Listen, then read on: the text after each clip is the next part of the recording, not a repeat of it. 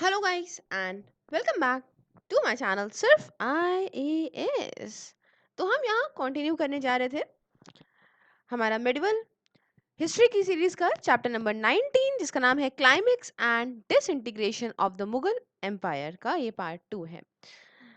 चलिए शुरू करते हैं। शुरू करने से पहले चैनल को सब्सक्राइब कर लीजिए, बेल आइकन को प्रेस कर लीजिए ताकि आपको रेगुलर अपडेट्स आत्मनिर्भरता से मिलती रहें। तो आइए शुरुआत करते हैं। सबसे पहले बात करेंगे मराठास के राइज की। तो देखिए, अगर बात करें हम क्रेडिट किसको जाता है सेटअप करने के लिए इतने बड़े स्टेट को, तो वो शाहजी भोसले को जाता है और उनके लड़के शिवाजी को जाता है। हाँ, आगे बात करें अर्लियर करियर क्या रहा शिवाजी का। तो देखो भाई, Shahji had left Poona jagir to his neglected senior wife Jijabai and उनके लड़के शिवाजी के लिए छोड़ के गए थे इतना।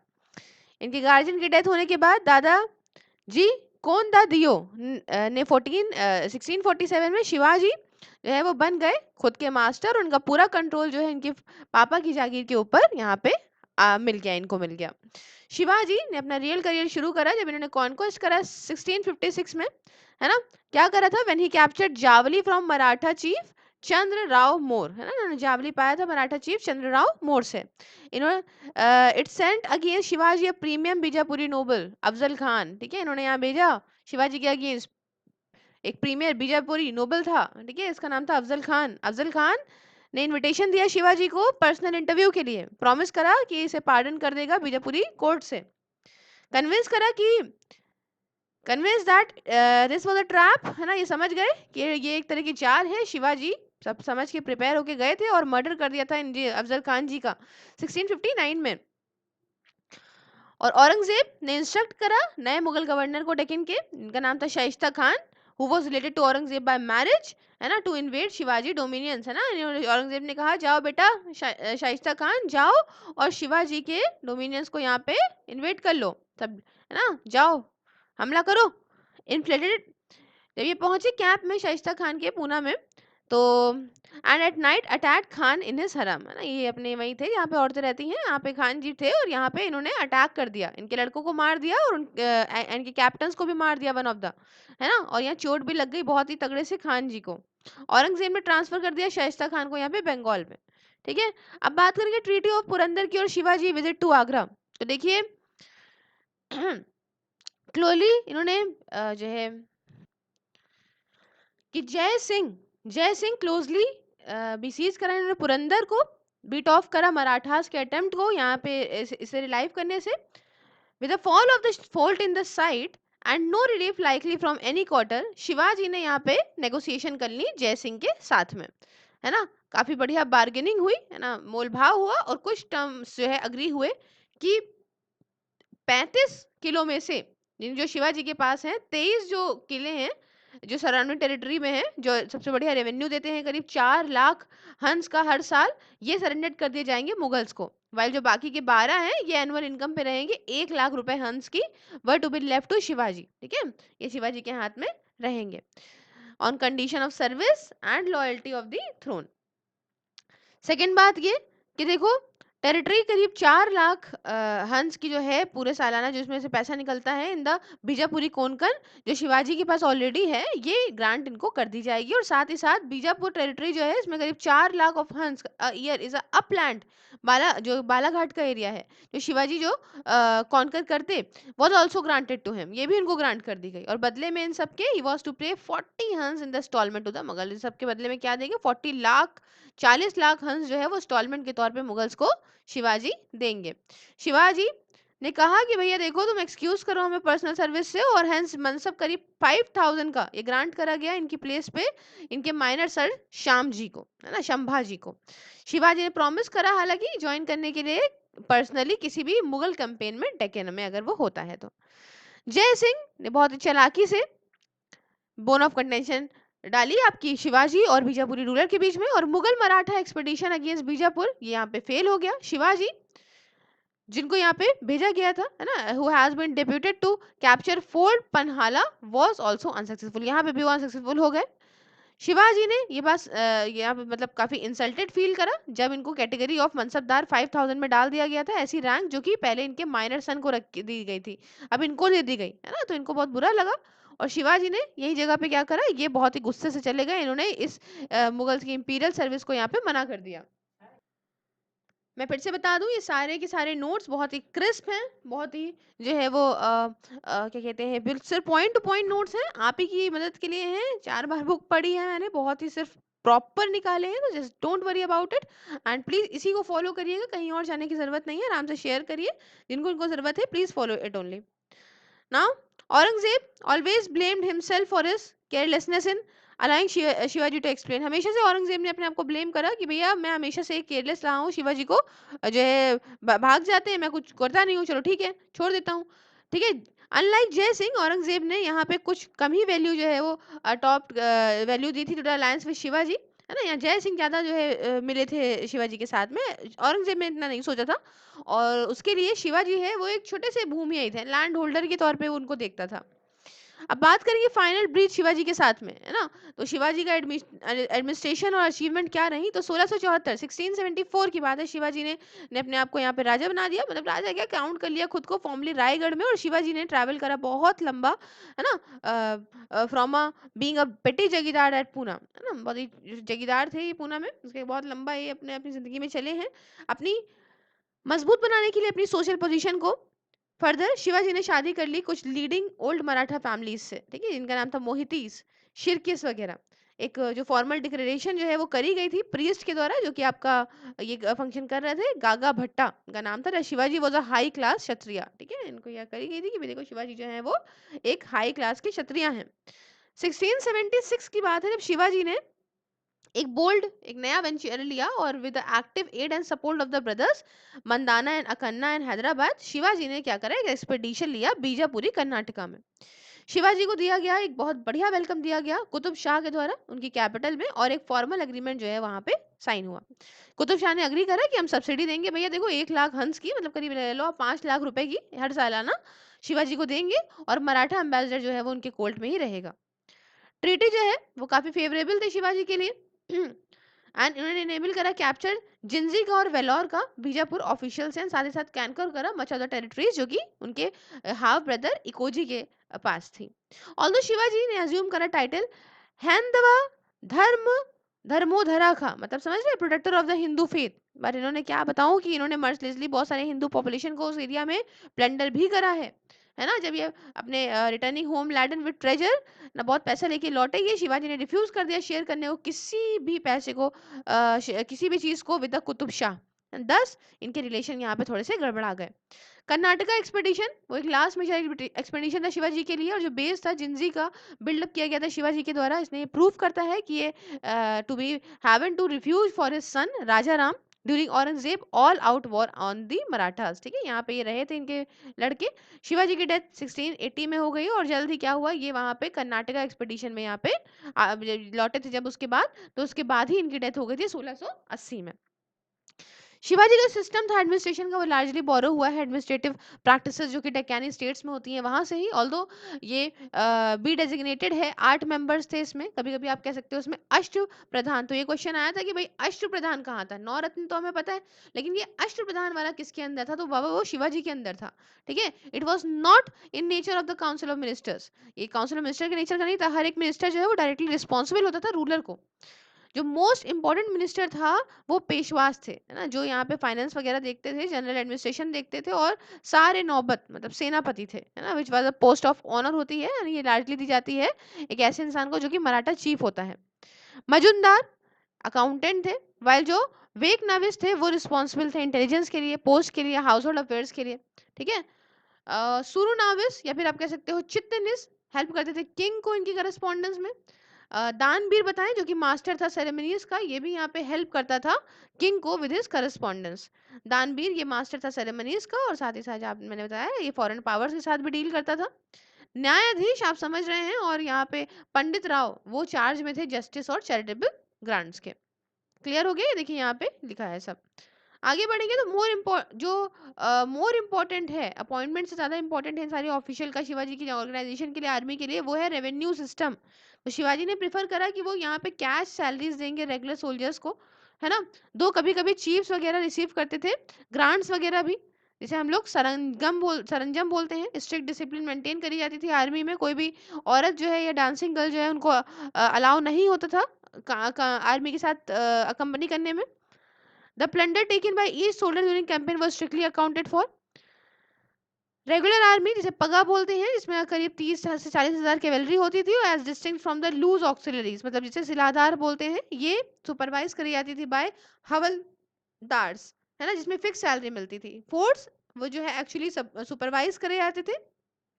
मवाली फुट सोल्जर्स और गनर्स जो है उनको अपॉइंट करे जाते थे। हमें यहाँ पे हमें यहाँ बताया जाता है कि जो तीन इंसान जो इक्वल रैंक के थे, इनको प्लेस कराया गया था चार्ज हर एक फोल्ड का, तो गाइड करने के लिए वहाँ का जो पैसा रुपया है।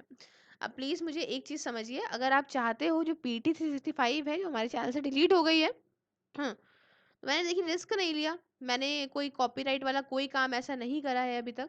और एक चैनल था, मैंने उसमें देखा, दो तीन चैनल थे एक्चुअली, कि वो PDF से पढ़ाई दे रहे हैं, तो मैंने कहा चलो ठीक है, इनके कुछ नहीं हो रहा है, पढ़ा देते हैं, बच्चों का भला हो जाएगा, तो मैंने पढ़ा दी। अब मामला क्या हुआ कि मैंने देखा कि भाई शायद उनकी PTs हट गई हैं, तो आई थिंक विजय ने कोई एक्शन लिया होगा, और ठीक भी है, अब उनके है भाई, उनका कॉपीराइट है, तो कोई क्या कर सकता है। लेकिन अगर आप इसको चाहते हो इनकेस देखना, तो अगर आप चाहो तो मैं अपने फेसबुक पेज पे डाल दूँ, है ना, यूट्यूब पे तो दिक्कत है। तो अगर आप बोलते हो तो मैं डालूँ, अदरवाइज अगर आपके कमेंट्स आएंगे तो मैं I will just try to initiate, otherwise मेरे खुद की जो करंट अफेयर सीरीज है मैं उनकी कंटिन्यू करूँ, उसमें पूरे ईयर का टॉपिक वाइज है कंप्लीट। तो अब जैसा चाहो, है ना, जैसा भी आप चाहो, तो I will do the same. आइए शुरू कर दें, आगे बढ़ते हैं।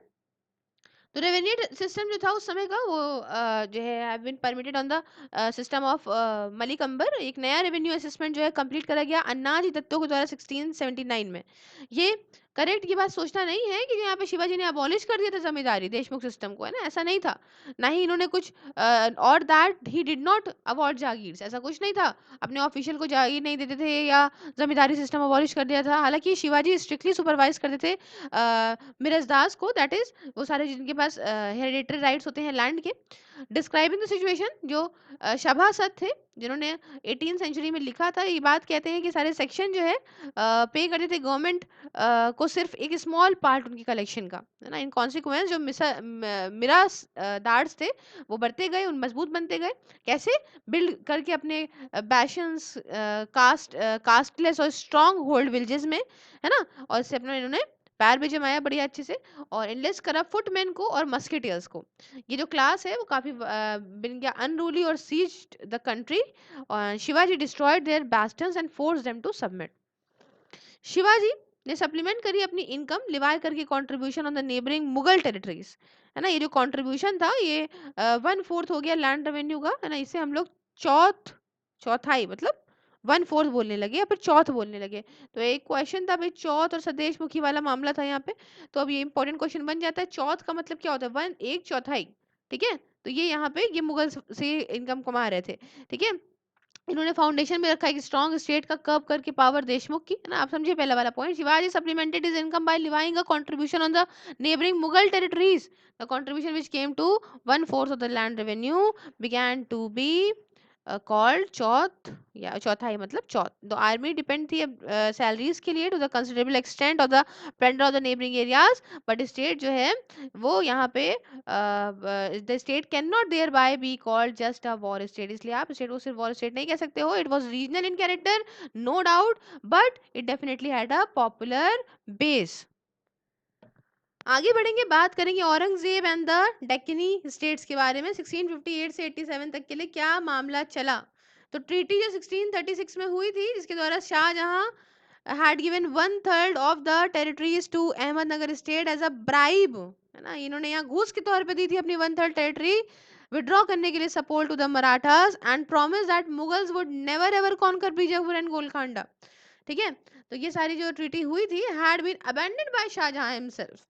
और यहाँ पे 1657 58 में गोलकोंडा और बीजापुर जो है यहाँ पे इनको डर लग गया एक्सटेंशन का, और यहाँ पे गोलकोंडा यहाँ पे पे करी ह्यूज इंडेमनिटी, और बीजापुर यहाँ पे मान गया सरेंडर करने के लिए निजाम शाही टेरिटरीज को, जो कि ग्रांट करी गई थी इसको 1636 में।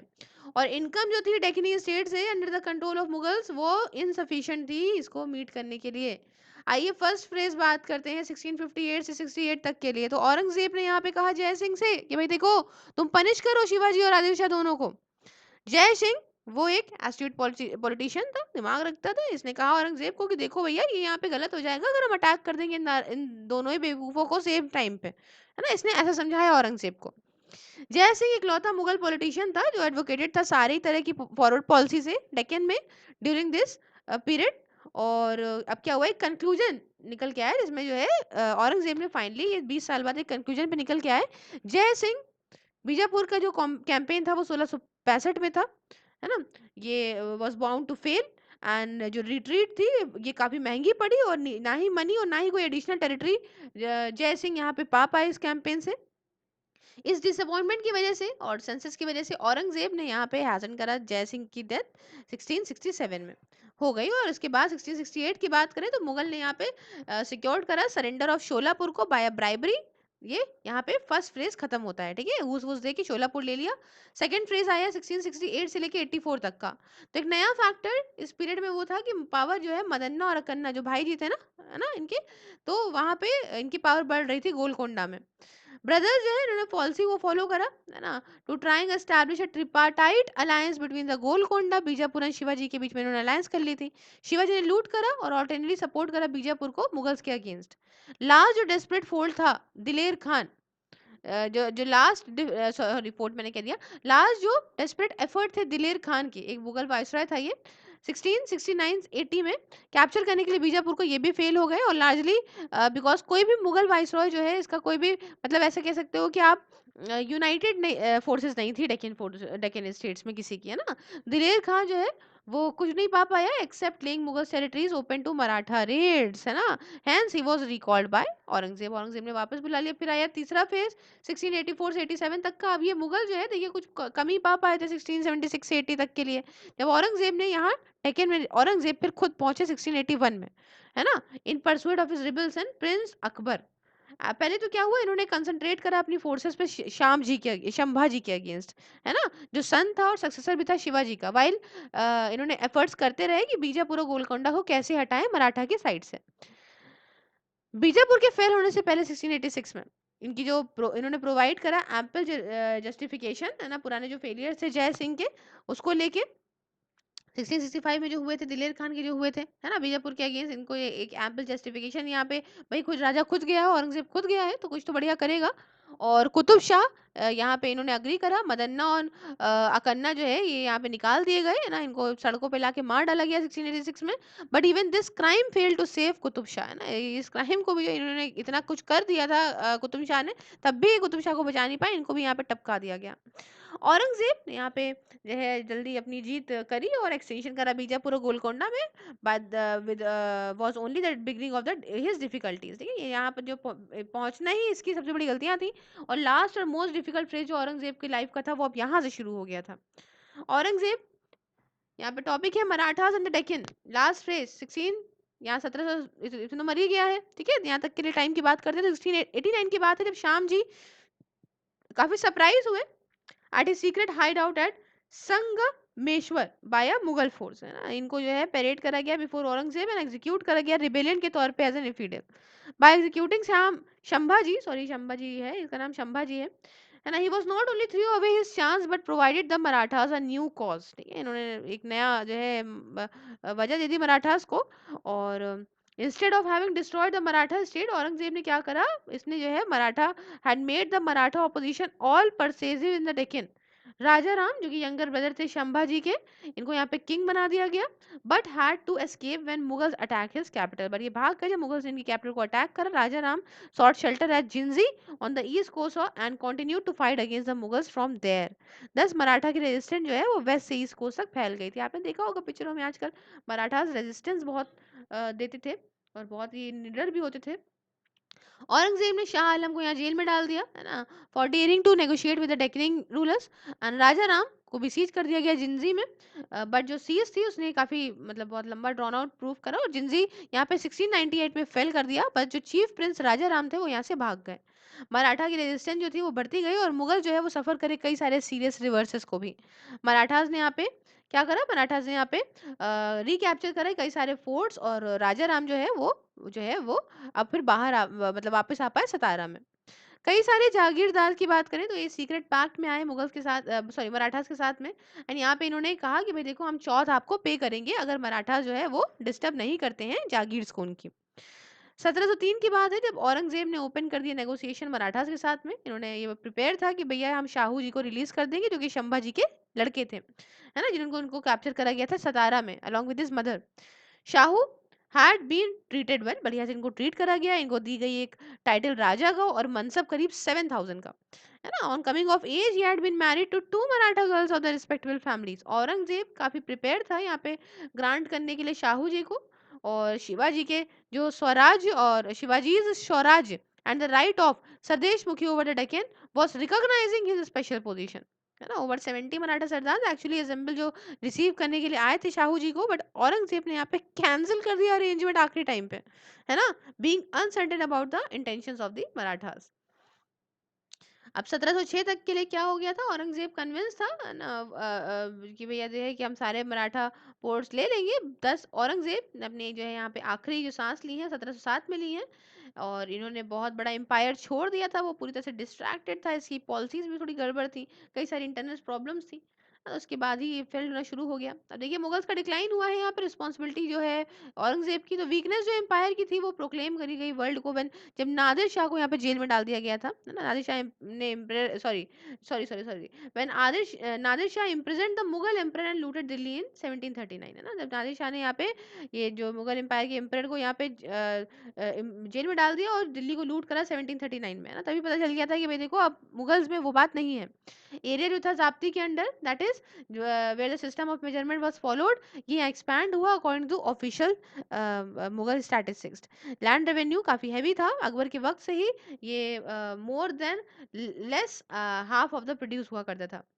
बहुत सारे इनमें से लोग माना जाता है ब्रॉडली क्लासिफाइड करे गए एज अनटचेबल या फिर दलित के तौर पे, जो कल्टीवेटिंग कम्युनिटीज है या फिर जमींदार हैं जो आपका जनरल शूद्र से बिलोंग करते हैं या अपर कास्ट से बिलोंग करते थे। इनका कुछ कम ही इच्छा थी, है ना, या इंसेंटिव था ये पॉसिबल बनाने में कि भैया दलित जो है वो नए विलेजेस में जाएं, है ना, और 10 ये एक्वायर करे थे प्रॉपर्टी राइट लैंड में। तो they had in fact a vested interest in keeping them in the villages, है ना। इनका मन था कि भाई देखो अपने आप को उसी जगह पे उसी विलेज में रखो जो कि लेबर फोर्स के लिए रिजर्व करी गई है ना। एंड परफॉर्म करने के लिए यहाँ पे वेरियस छोटी छोटी जॉब वहाँ पे करते थे, जैसे कि स्किनिंग द डेड एनिमल्स, है ना, उसकी स्किन निकाल रहे हैं मरे हुए जानवरों की, लेदर बना रहे हैं, लेदर रोब्स बना रहे हैं। स्टेट जो है कभी कभी जो है कुछ इनिशिएटिव भी लेती थी सेटअप करने के लिए नई लैंड्स को, है ना, बट ये जो है वो डिपेंड करती थी लोकल जमींदार्स पे और विलेज हेडमैन पे, जिन्हें हम लोग मुकद्दम्स बोलते हैं, है ना, एंटरप्राइज के। और नंबर ऑफ मनसबदार जो है वो यहाँ बढ़े हैं। और जहांगीर के राज में, शाहजहां के राज में क्या हुआ है, एम्पायर हार्डली ऐसा माना जाता है कि एक्सपैंड करा है। हालांकि शाहजहां ने कई इनॉग्रेट करे हैं जिसे आप कह सकते हो एज ऑफ मैग्निफिशियंस, है ना। और जो मुगल की पॉलिसी थी जमींदार को लेके वो काफी कॉन्ट्राडिक्टेड थी। While on the one hand जमींदार जो है वो माने जाते थे मेन थ्रेट इंटरनल स्टेबिलिटी के लिए एम्पायर की, दूसरी तरफ एफर्ट्स करे जाते थे इनको ड्रॉ करने के लिए टास्क में लोकल एडमिनिस्ट्रेशन के। तो क्या मामला था, village headman vied with each other to try to attract new cultivators to their land. Movement इन सारे माइग्रेंट पीजेंट्स का, इसे हम लोग पाहिस बोलते हैं, पाहिस या फिर उपा रिस बोलते हैं, from the village to village in search of better condition in a little notice treasure of medieval rural life. Position जो डेक्कन की थी वो पर्टिकुलरली बहुत बेकार थी, है ना, और डिस्टर्ब कंडीशन की वजह से और बहुत ही कम जो है कंटीजेंट की वजह से नोबल्स की, हम ये मानते हैं कि कंटेम्प्रेरी थे। कंटेम्प्रेरी ऑब्जर्वर उस समय, कंटेम्प्रेरी का मतलब होता है उसी वक्त में जो रहा हो, ठीक है, जैसे कि तुलसीदास जी किसके कंटेम्प्रेरी थे, कंटेम्प्रेरी थे। प्लीज ये क्वेश्चन भी है, मुझे जो है कमेंट बॉक्स में आंसर दीजिए, अकबर, शाहजहां, जहांगीर या फिर औरंगजेब, ठीक है। अब यहाँ बात करेंगे तो जो है जो भीमसेन जो कि कंटेम्परेरी थे, इन्होंने ये बात ऑब्जर्व करी है। They were some time unable to realize even a far thing. According to him in consequence many of the mansabdar enter into the private agreement. इनके हिसाब से कई सारे जो है मनसबदार जो थे वो अग्रीमेंट में, प्राइवेट एग्रीमेंट में आ जाते थे मराठा सरदार के साथ में चौथ को पे करने के लिए। चौथ क्या होता है, मैंने बताया आपको, क्वार्टर होता है इनकम का, या 25%, 1/4 आप कह सकते हो, है ना, इनकम का। If they not create disturbances in the jagir, अगर ये जागीर के साइड में डिस्टर्बेंसेस मराठा नहीं करेंगे तो हम 1/4 देंगे। दूसरी प्रॉब्लम थी वो शॉर्टेज ऑफ जागीर्स की, है ना। एनेक्सेशन जो हुआ बीजापुर का, गोलकोंडा का, उसके बाद द बेस्ट और मोस्ट इजीली मैनेजेबल जागीर था उसको जो है वो औरंगजेब ने रखा, वो था खलीसा, है ना। That is direct management in order to pay for the war. Jagir in the newly conquered areas that is Karnataka, कई सारी जो है इनकम यील्ड करता था, मतलब sorry, that is Karnataka yield little income, बहुत कम इनकम लीड करता था, since the area was in still unsettled, क्योंकि ये एरिया अभी भी अनसेटल्ड था, ठीक है। और हेंस यहाँ पे कोई भी टेकर्स नहीं था जागीर्स का इस एरिया में। इवन जो एग्जिस्टिंग जागीर थे, स्पेशली बताएं जो कि स्मॉल जागीर्स को होल्ड करते थे, उनके पास थी, ये भी हैरेस करे जाते थे by the corruption of the clerks and their office holders, है ना, जो डिमांड करते थे ब्राइब्स वगैरह, एंड ये ट्रांसफर करते थे पूरा गरीबों को, लेस प्लेइंग जागीर्स, है ना, अगर ये मान लीजिए ब्राइब नहीं पे करते हैं तो। शाहजहां ने रिड्यूस करे कई सारे हॉर्सेस को, मतलब रिड्यूस करे नंबर ऑफ हॉर्सेस एंड सवार्स। अब mansabdar was expected to maintain, ऐसा था ना कि मनसबदार जो है यहाँ पे सवार मेंटेन करता था, तो यहाँ पे शाहजहां ने उसको काफी हद तक रिड्यूस करा है।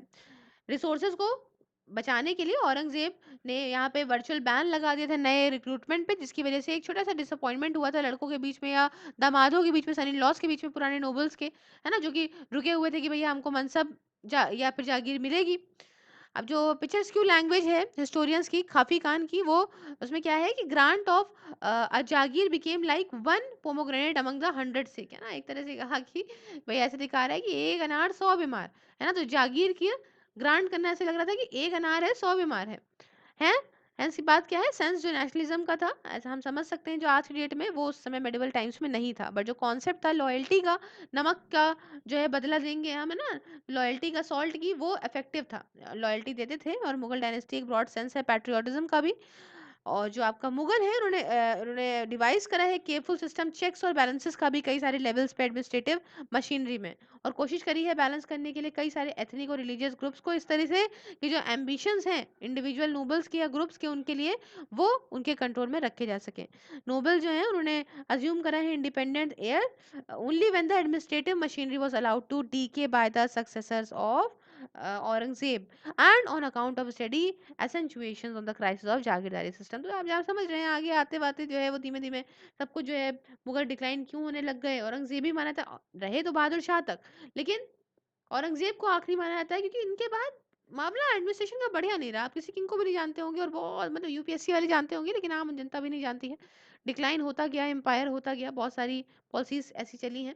औरंगजेब के पास कोई भी ऐसी इच्छा नहीं थी नेगोशिएट करने की मराठास के साथ में, ना, इसने कन्विंस करा कि जो जब एक्सटेंशन करेंगे बीजापुर का, गोलकोंडा का, तो मराठास जो है वो काफी Marathas were at his mercy and that they had no option but to accept his term, है ना।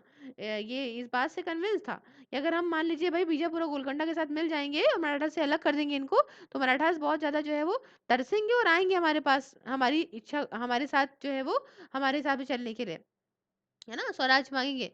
टर्म यूज बाय मराठा, आप समझ रहे हैं, ट्रुनकेटेड स्वराज जिसे बोलते हैं। ट्रुनकेटेड स्वराज का मतलब क्या होता है, term use by Maratha writers for the state carved out by Shivaji, है ना, and promise of loyalty and service to the Mughal emperor. जब औरंगजेब ने रियलाइज करा अपनी गलती को और नेगोशिएशन करी भाई मराठा के साथ में, तो डिमांड की जो चौथ की थी और सदेश मुखी की थी, ये बहुत बड़ी ऑब्स्टिकल इनके लिए बन के आ गई सामने। इन्होंने दिया मनसब कई सारे मराठा सरदार को भी, और वही जगह मराठा सरदार जो थे वो ट्रस्टेड नहीं थे, अनलाइक द राजपूत, इन्हें कभी भी जो है ऑफिसर्स की या मतलब ट्रस्ट या रिस्पॉन्सिबिलिटी की ड्यूटी नहीं दी गई है, ठीक है। इसलिए मराठा जो है वो could not be integrated in the Mughal political system. अगर कोई कहे कि मराठा जो है मुगल पॉलिटिकल सिस्टम में थे, तो कह देना नहीं, साफ मना करना। औरंगजेब को यहाँ क्रिटिसाइज कराया जाता है क्योंकि ये यहाँ पे यूनाइट नहीं कर पाए डेक्कनी स्टेट्स को अगेंस्ट द मराठास। औरंगजेब का जो Aurangzeb's hand was virtually forced by growing Maratha power. The support extended to Shivaji by Madanna and Akanna from Golconda, and his fear that Bijapur might fall under the domination of Shivaji and the Maratha dominated Golconda. बाद में क्या हुआ, जब इन्होंने shelter दिया rebel Prince Akbar को, तो संभाजी ने वर्चुअली एक चैलेंज दे दिया औरंगजेब को, जो जल्दी जो है रियलाइज करा कि जो मराठास हैं वो आप डील नहीं कर सकते हो बिना किसी सबड्यू करे बीजापुर या पॉसिबली गोलकोंडा को। पर आप औरंगजेब मान सकते हैं ये जो है बेटर एडवाइस थे एक्सेप्ट करने के लिए सजेशन, और पुट फॉरवर्ड बाय हिज, मतलब इन्होंने क्या करा, Aurangzeb might have better advice to accept suggestion put forward by his eldest son Shah Alam for a settlement with Bijapur and Golconda, annex only a part of their territories and let them rule over Karnataka, which was far away and difficult to manage. 30 से 40 years, जब औरंगजेब की मौत हुई उसके 30 से 40 साल के बाद, जब मुगल आर्टिलरी जो है वो कम होने लगी, है ना, मजबूती भी इनकी कम होने लगी, एफिशिएंसी भी कम होने लगी, तो मराठास जो है वो अभी भी जो है could still not face it in the field of battle. तब भी मराठास इनको जो है बैटल में फेस नहीं कर सकते थे। समझ रहे हैं आप कितने मजबूत हुआ करते थे उस समय मुगल्स, है ना। लेकिन हाँ, आप कह सकते हो यूरोपियंस के सामने कुछ नहीं थे। He wanted to divide Marwar state between the two principal claims and in process of alienation, दोनों ही, जिसमें आपका रूल ऑफ मेवाड़ है ना, जो who considered Mughal interference in such delicate matter to be dangerous precedent। तो यहाँ पे जो है राजपूत ने सीज करा to be problem of the Mughals in ultimate result. जो डिक्लाइन और डाउनफॉल था एम्पायर का, वो इकोनॉमिक और सोशल और पॉलिटिकल और इंस्टीट्यूशनल फैक्टर्स की वजह से था। औरंगजेब यहाँ पे उनके पास कमी थी, फोरसाइट नहीं बढ़िया कर पाए, स्टेटमैनशिप नेसेसरी थी यहाँ पे, है ना, सोशियो पॉलिटिकल स्ट्रक्चर को चेंज करने के लिए, या ऐसी पॉलिसीज लाना जरूरी था, है ना, जो कॉम्पिटिटिव हो। दस औरंगजेब दोनों ही विक्टिम बन गया था। सर्कमस्टांसेस कुछ वक्त भी बढ़िया नहीं था, और ऐसा कुछ हो गया कि ऐसे सर्कमस्टांसेस बन गए कि ये भैया विक्टिम ही बन गया। ठीक है, तो यहाँ पे चैप्टर हमारा कंप्लीट होता है। अगर आपको वीडियो अच्छी लगी तो लाइक करें, शेयर करें, सब्सक्राइब करें हमारे चैनल सिर्फ आईएएस को। इस वीडियो को फेसबुक पे देखना चाहते हैं तो सिर्फ आईएएस के नाम से पेज है, जाएं आराम से देखें। बाकी ट्विटर, इंस्टाग्राम, टेलीग्राम की आईडीज मैंने यहाँ दे दी हैं, और कुछ भी फॉलो करना चाहें करें। प्लीज अपने व्यूज मुझे कमेंट बॉक्स में दें। You guys are lovely and supporting. Thank you so much for liking the video and have a wonderful day ahead. Take care.